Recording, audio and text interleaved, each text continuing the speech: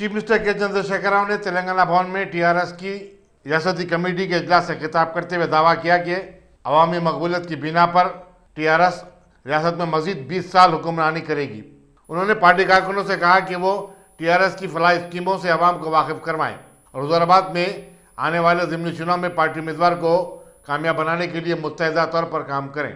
Chief minister ने दलित बंधु scheme पर अपोजिशन की तनकीदों को मुस्तरद कर दिया और चैलेंज किया कि कांग्रेस और बीजेपी अपनी ज़ेर इख्तियार रियासतों में ऐसी कोई स्कीम शुरू करके दिखाए। चीफ मिनिस्टर ने बताया कि दिल्ली में 2 सितंबर को टीआरएस के पार्टी दफ्तर का संग बुनियाद रखा जाएगा। उन्होंने पार्टी की दही और जिले कमेटियों की तश्कील का काम अक्टूबर तक मुकम्मल करने की हिदायत दी। जीएसएमसी की तरफ से कोविड-19 वैक्सीन के टीकेंदाजी की मुहिम दोबारा शुरू की गई। हैदराबाद की मेयर जी विजयलक्ष्मी ने मंगल को मेहदीपट्टनम, नंदन नगर और अयोध्या नगर कॉलोनी में जीएसएमसी की तरफ से कायम करदा टीकेंदाजी के मराकज का मुआयना किया। उन्होंने आवाम से अपील की कि वो कोविड-19 वैक्सीन के टीके लेने के लिए आगे आएं और इस वबा पर काबू पाने के लिए हुकूमत की मदद करें। बेरोजगार नौजवानों की मुश्तरका मजलिस अमल ने सरकारी मुलाजमतों से मुताल्लिक एलामिया की इजराई की मांग करते हुए चीफ मिनिस्टर के चंद्रशेखर राव की रिहायशगाह प्रगति भवन का मुहासरा करने की कोशिश की, लेकिन पुलिस ने उसके कायदीन को पहले ही गिरफ्तार करके उसे नाकाम बना दिया। बाद नौजवान चीफ मिनिस्टर की रिहायशगाह के करीब पहुंचने में कामयाब हुए, उन्हें पुलिस ने गिरफ्तार कर लिया।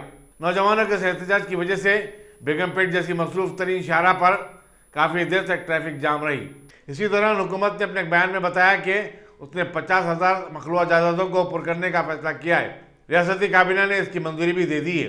महकमा फाइनेंस के मुताबिक 67,000 जायदादों की निशानदेही की गई है, जिसे पुर करने की शदीद जरूरत है। तेलंगाना स्टेट हेरिटेज अथॉरिटी का पहला इजलास चीफ सेक्रेटरी सोमेश कुमार की ज़ेर सदारत मुनक़िद हुआ, जिसमें गुंबदान कुतुब शाही, किले गोलकुंडा समेत 26 तारीखी और यादगार इमारतों से मुतालिक उमूर पर तबादला ख्याल किया गया। चीफ सेक्रेटरी ने अहदेदारों को हिदायत दी कि वो इन यादगारों की हकीकी सूरत हाल और मौक़िफ़ के बारे में एक जामे रिपोर्ट पेश करें। इजलास में principal secretary municipal administration Arvind Kumar, secretary तालीम संदीप कुमार सुल्तानिया, जीएसएमसी के कमिश्नर लोकेश कुमार और मौके में आसार खदीमा के अहदेदार भी शरीक थे। रियासती वज़ीर ज़राअत एस निरंजन रेड्डी और सदर नशीन civil supplies corporation Srinivas Reddy ने मौके में जात ज़राअत, मार्केटिंग, सिविल सप्लाईज और एफसीआई के अहदेदारों के साथ एक जायजा इजलास मुनक़िद किया। इजलास में फूड कॉर्पोरेशन ऑफ इंडिया से कहा गया कि वो अपने गोदामों में 60 लाख मीट्रिक टन अनाज के ज़ख़ीरे का इंतजाम करे। वज़ीर ज़राअत ने कहा कि इस साल मुख्तलिफ अक़साम की फसलों में इजाफे का इम्कान है। कर्नाटक, तमिलनाडु और केरला में भी पैदावार में इजाफा हुआ है। फूड कॉर्पोरेशन ऑफ इंडिया के जनरल मैनेजर दीपक शर्मा ने इजलास में तफसीलात से वाकिफ करवाया। तेलंगाना जनरल समिति के सदर प्रोफेसर कोदंडाराम ने मईशत से मुतालिक रियासती हुकूमत के जारी करदा रिपोर्ट को झूठ का पलंदा करार दिया। एक प्रेस कॉन्फ्रेंस से खिताब करते उन्होंने कहा कि रिपोर्ट मुकम्मल नहीं है। रियासत में बेरोजगारी में 3 गुना इजाफा हुआ है। सर्विस सेक्टर की खिदमत में रियासत सबसे पीछे हो गई है। तामीराती सरगर्मियों और रियल एस्टेट के कारोबार में मंदी आ गई है।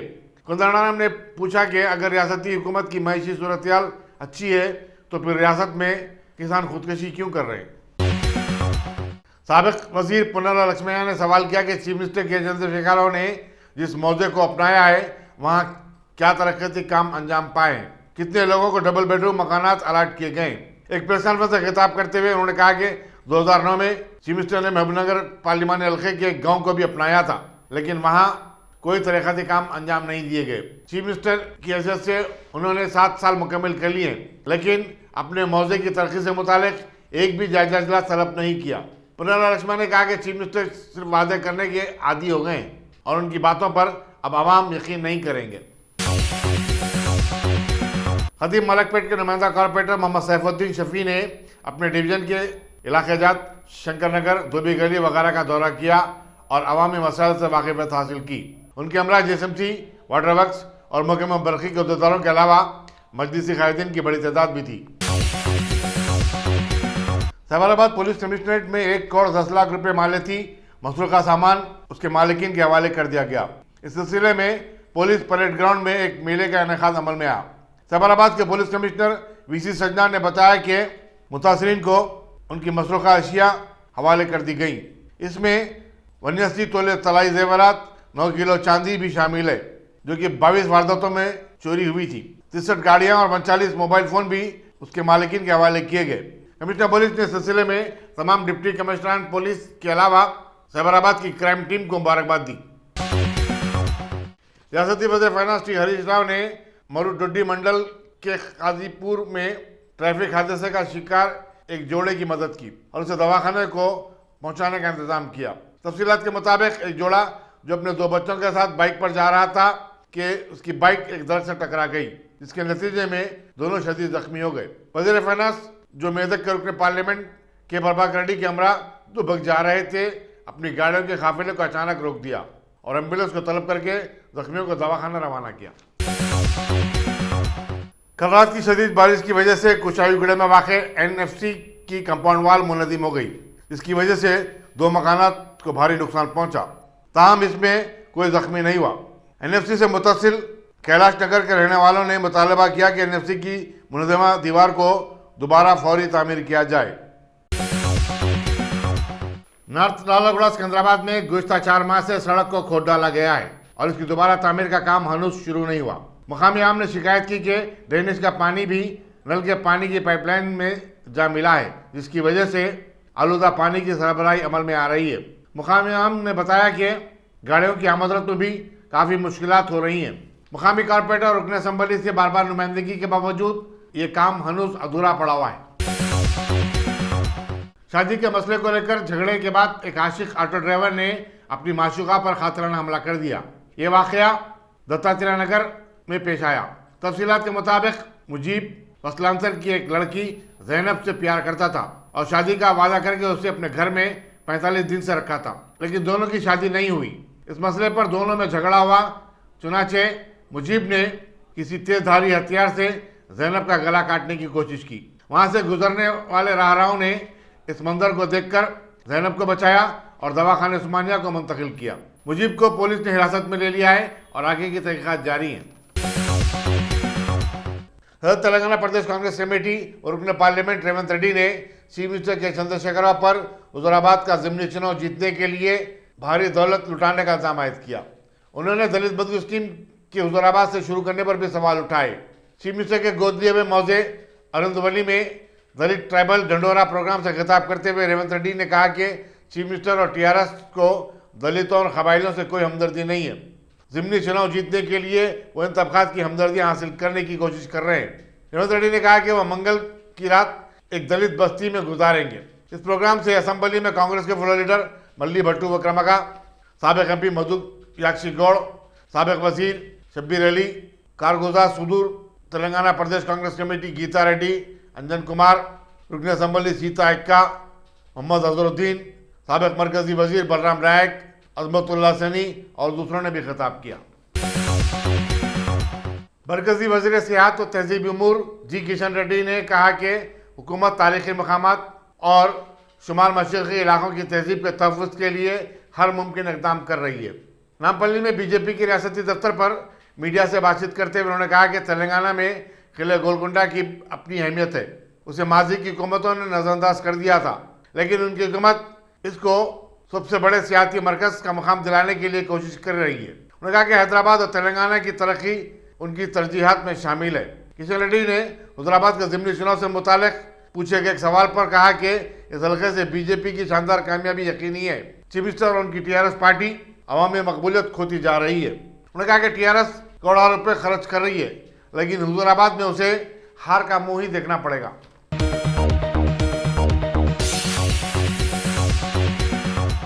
गोलकुंडा में वाक़ शाहतम तालाब की साफ सफाई का काम मुकम्मल हो चुका है। कारवान के मजलिसी रुकन असम्बली कौसर मईनुद्दीन ने ये बात बताई। उन्होंने बताया कि 400 साल कदीम ये तालाब गंदगी का शिकार हो गया था। मजलिस ने इसकी साफ सफाई और उसे तरक्की देने के लिए GHMC से ये काम करवाया है। कारवान के मजलिसी रुकन असम्बली ने खुद कई बार इस तालाब का मुआयना किया और जारी कामों की निगरानी की। मजलिसी कारपोरेटरों और कारकुनों ने भी इस मिशन की तकमील में GHMC के साथ भरपूर ताउन किया।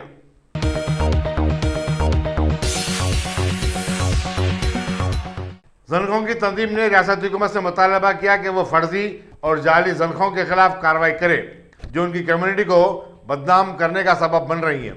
सदर तेलंगाना इंडिपेंडेंट हिजड़ा एसोसिएशन की सदर लैला ने दीगर अहदेदारों नागमनी और चंद्रमुखी के साथ एक प्रेस कॉन्फ्रेंस से खिताब करते हुए कहा कि फर्जी तनखे तिजारती इलाकों में जबरन लोगों से पैसे वसूल कर रहे हैं। हालांकि जो हकीकी तनखे होते हैं वो आवाम को हिरासा नहीं करते। पुलिस ऐसे में हकीकी तनखों को हिरासा कर रही है और उनके खिलाफ मुकदमा दर्ज कर रही है। लैला ने आवाम से अपील की कि वो फर्जी और जाली तनखों से होशियार रहें।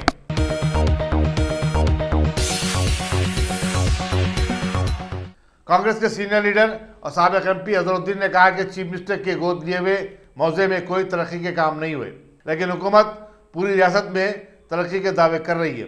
इंद्रावली में दलित ट्राइबल डंडोरा प्रोग्राम से खिताब करते हुए अजहरुद्दीन ने कहा कि चीफ मिनिस्टर झूठे वादे और वादे करने के माहिर हो गए हैं। आने वाले असेंबली चुनाव में अवाम उन्हें अच्छा सबक सिखाएंगे। अजहरुद्दीन ने कहा कि रेवंत रेड्डी के तेलंगाना प्रदेश कांग्रेस कमेटी के सदर बनने के बाद कांग्रेस पार्टी में एक नई जान आई है। रियासत तेलंगाना में गुज़श्ता 24 घंटे के दौरान कोविड-19 के 382 नए केसेस सामने आए। मौके में सेहत की तरफ से जारी करदा प्रेस नोट में बताया गया कि जिसमती हुदूद में 70 केसेस, रंगारेड्डी में 24, करीमनगर में 36, मिडसर मलकाजगिरी में 27, नलगुंडा में 28 और वरंगल अर्बन में 22 केसेस आए हैं। प्रेस नोट के मुताबिक इसी मुद्दत में एक मौत भी हुई है, जबकि रियासत भर में 88,347 अफराद के कोविड-19 टेस्ट किए गए। महाराष्ट्र के चीफ मिनिस्टर उद्धव ठाकरे के बारे में आहनत आमेज रिमार्क करने पर पुलिस ने मरकजी वजीर नारायण राणे को गिरफ्तार कर लिया है। कबलसी रत्नागिरी की सेशन अदालत ने उनकी दरखास्त जमानत कबल गिरफ्तारी को मुस्तरद कर दिया था। रत्नागिरी के डिस्ट्रिक्ट मजिस्ट्रेट बीएन पाटिल ने तौसीक की कि रत्नागिरी पुलिस ने नारायण राणे को अपनी हिरासत में ले लिया है।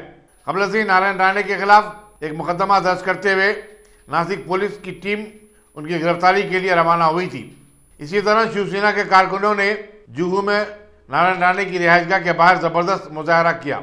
इसी दौरान शिवसेना और बीजेपी के कारकुनों ने एक दूसरे पर तंगबारी की। वाज़ेह है कि मरकजी वजीर नारायण राणे ने जो जन आशीर्वाद यात्रा के सिलसिले में महाराष्ट्र के मुख्तलिफ इलाकों का दौरा कर रहे हैं, रत्नागिरी में एक आम जलसे से खिताब करते हुए कहा था कि वो चीफ मिनिस्टर उद्धव ठाकरे पर थप्पड़ रसीद करने देंगे। उनके इस बयान पर शिवसेना के कारकुनों ने मुख्तलिफ पुलिस स्टेशनों में शिकायत दर्ज करवाई थी और चीफ मिनिस्टर के बारे में तौहीन आमेज रिमार्क करने पर मुकदमा भी दर्ज किया गया था। दूसरी तरफ मरकजी वजीर नारायण राणे ने कहा कि चीफ मिनिस्टर के बारे में ऐसे रिमार्क करने पर उन्हें कोई नदामत या शर्मिंदगी नहीं है। अफगानिस्तान में जारी बहरान के दौरान सीआईए के डायरेक्टर ने काबुल में तालिबान के लीडर मुल्ला अब्दुल गनी ब्रदर से खुफिया मुलाकात की। दूसरी तरफ रूसी सदर पुतिन ने अफगान पनाह गजीनों को जुनूब एशियाई ममालिक में ढकेल देने पर अमेरिका और नाटो को शदीद तनकीद का निशाना बनाया। वज़ीर-ए-आज़म नरेंद्र मोदी ने अफगानिस्तान की सूरत हाल पर रूसी सदर से फोन पर बातचीत की। दोनों की यह बातचीत 45 मिनट तक जारी रही। वाज़ेह है कि वज़ीर-ए-आज़म नरेंद्र मोदी ने कल जर्मन की चांसलर अंजेला मार्केल से बातचीत की थी। कतर में तालिबान के तर्जुमान ने वाज़ेह किया कि अमेरिका और बरतानिया को अफगानिस्तान का तखलिया करने की 31 अगस्त की मोहलत में कोई तोसी नहीं की जाएगी। हिंदुस्तान ने अब तक 228 हिंदुस्तानी शहरियों के समेत 626 अफराद का काबुल से तखलिया करवा लिया है।